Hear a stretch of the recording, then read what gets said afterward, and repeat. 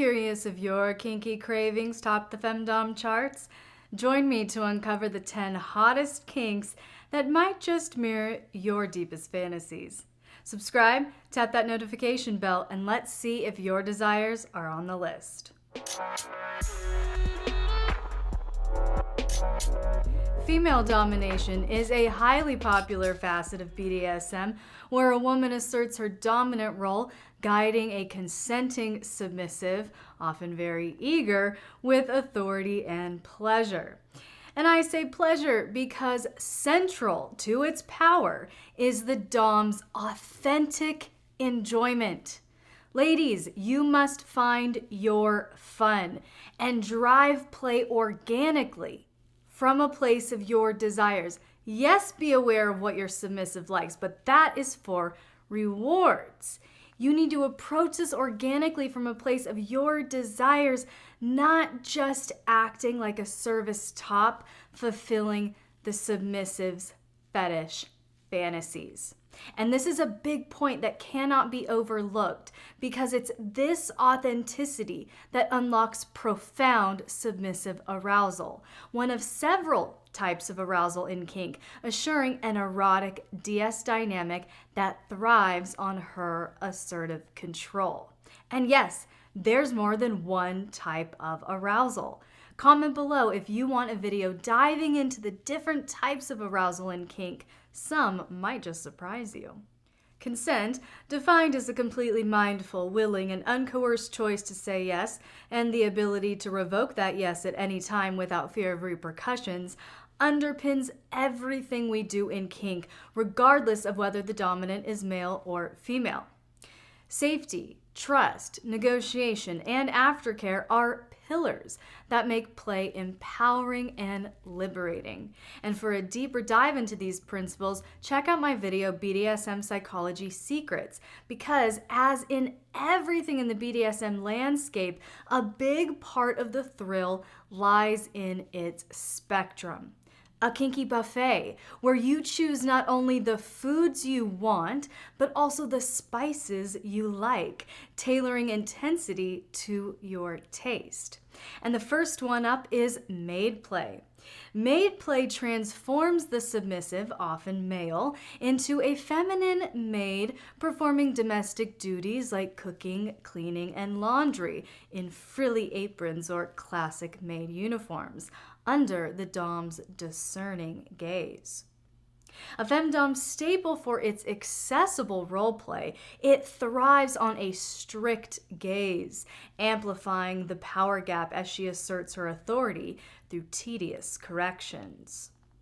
The dom, driven by her pleasure in wielding control, finds arousal in shaping the submissive's transformation, often finding amusement in their reduced state, each harsh correction fueling her dominance. A pro tip here for you ladies, I know that you love the practical aspects of maid play, getting your house cleaned and organized for free, and he enjoys it, right? Win-win. But you can't view a maid play scene as an opportunity for you to check out while he cleans the house. Because part of the arousal, a big part of the arousal in a maid play scene is your presence, your scrutiny, your attention to detail. If you want a maid shift for practical purposes, set definitions and boundaries around the two. Did you catch my verbiage? Maid shift versus maid scene. Maid shift being low protocol, no uniform, no oversight. You can do your own thing and let him clean, and at the end of the shift, there's an inspection, and that's how you wrap it up. Versus a maid scene, which would be high protocol, a uniform required of the submissive. You are there constantly with a high level of oversight and constant inspection throughout the scene. So creating these boundaries and clarity for your 24/7 dynamic is what my power exchange bundle for newbies is all about. So if you're running into some of these things in your dynamic, check it out on Patreon. All of the links are in this video's description. Next is Chastity, a femdom cornerstone, where the submissive, most commonly male in this case, surrenders their physical release to the dominant, referred to as the key holder, often through the use of a chastity cage. Now, this should not require such complex reinforcement that it drains the female dominant of her joy. I'll say that again. Chastity should not be so tedious and overwhelming for the female dominant to monitor and maintain that it robs her of any sort of rest and pleasure, which is really the purpose of chastity.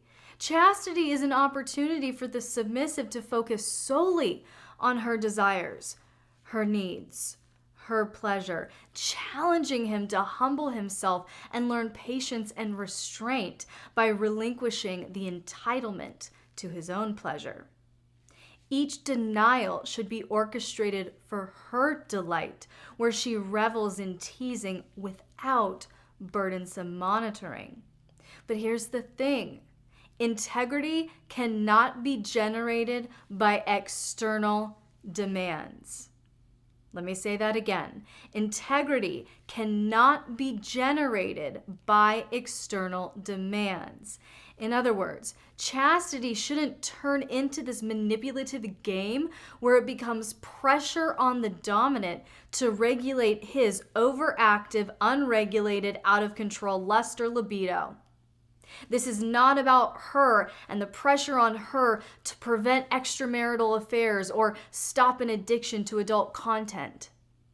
Chastity should be a fun, erotic way to sacrifice your own desires, gentlemen, to focus on your woman and prioritize her pleasure as an act of honor. So if you want to unlock chastity's potential, my Creative Chastity Bundle features a checklist of over 150 degradation and humiliation play ideas, a 30-day chastity challenge, bonus videos, and more. Follow the link in the description to grab it on Patreon today.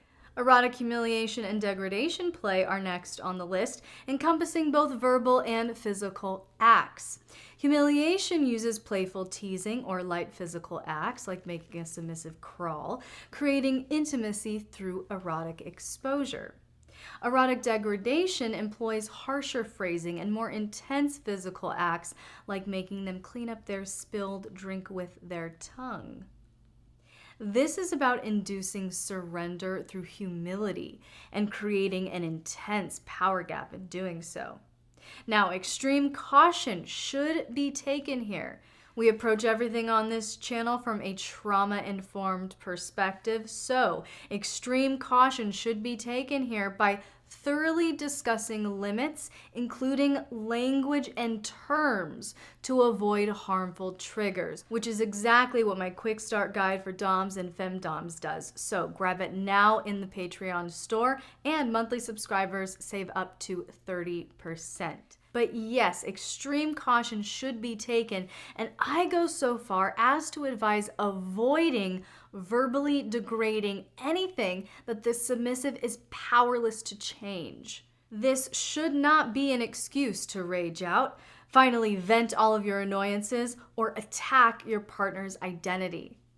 Mindful and carefully crafted humiliation and degradation play is not the same as verbal abuse and should never cross into that territory. So learn more in my Degradation Play 101 video right here on YouTube. Now on to discipline, where the dom establishes rules, rituals, protocols, and enforces punishments such as writing lines, timeout, spankings, corrective tasks, etc., to craft a structured framework for submission. This kink is especially craved by male submissives, including switches, for the profound power gap it creates, placing the dom in a commanding position of authority. For many, discipline fulfills a deep desire to release the harsh, cerebral, masculine energy and embrace a softer, more receptive mode, free from the burden of constant planning or dominance, where you can just listen and respond. Impact play is another femdom favorite, where the dom delivers controlled spanks or strikes with any number of implements, like a paddle, crop, flogger, and more. While punishments like corrective spankings amplify the dom's authority and are commonly used, many spankings fall into the punishment category, playful, arousing strikes designed for mutual delight rather than correction. Submissives, propelled into euphoric subspace by the endorphin rush, find cathartic release under her rhythmic control and sense of security in doing so. And if you're curious about erotic spankings, check out my videos, 8 spanking methods that don't involve punishment, and 8 spanking tips for newbies right here on YouTube for techniques and beginner-friendly tips to elevate your femdom play. Financial domination is a very popular one, where the submissive offers money or gifts as an expression of devotion through the love language of receiving gifts, communicating commitment without requiring physical interaction, one of the many reasons for its online popularity. There's also an element of psychological intensity in deliberately offering up your hard-earned money as a sacrifice. For those of us who have been poor AF, we know that financial sacrifice is real pain.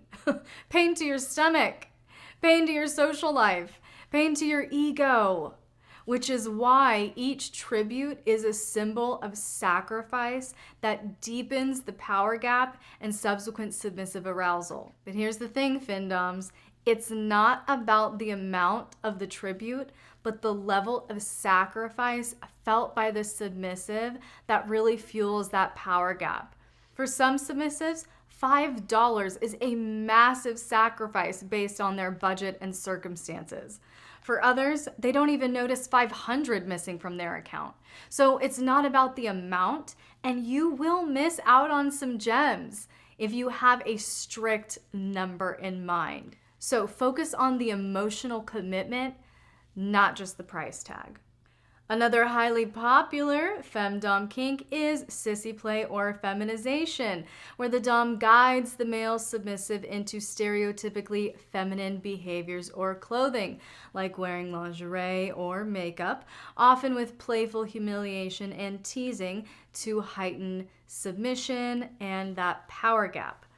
But I must advise you to approach this one cautiously to avoid reinforcing misogynistic stereotypes that women have fought so hard to dismantle. Some women, like myself, find the concept of a man role-playing as a woman and subsequently acting out misogynistic stereotypes to be highly unattractive and very destructive to both men and women. Other women find this scenario very amusing and humorous and enjoy delivering playful humiliation, which often translates as more authentic to the submissive than even a scripted degradation scene. Still, some women enjoy seeing their man so secure in his masculinity that he's unintimidated by feminine garb. And that's exactly why I say that BDSM is a kinky buffet. You're under no obligation to engage in anything that violates your core values. It's all about what fosters the deepest intimacy between you and your partner. Foot worship is next, which involves the submissive kissing, massaging, and otherwise adoring the dom's feet and legs, shoes, boots, etc., symbolizing devotion through deep acts of humility. Its accessibility and mainstream allure make it a favorite, driving submissives to serve beneath their queen. Submissive arousal amplified by her pleasure in being worshipped. This kink can also intertwine with financial domination, as a submissive may offer lavish gifts like decadent heels or expensive leather boots, then meticulously cleans them, even using their tongue to incorporate degradation play, merging erotic pleasure with themes of lowliness, service, and humility. These varied angles, from gentle massage to degrading cleaning, allow the kink to shift from tender to intense at her whim, making foot worship a versatile, captivating expression of devotion. And if foot and boot worship is your thing, don't miss my video, How to Introduce Foot Worship Without Being Creepy. This is linked below in this video's description.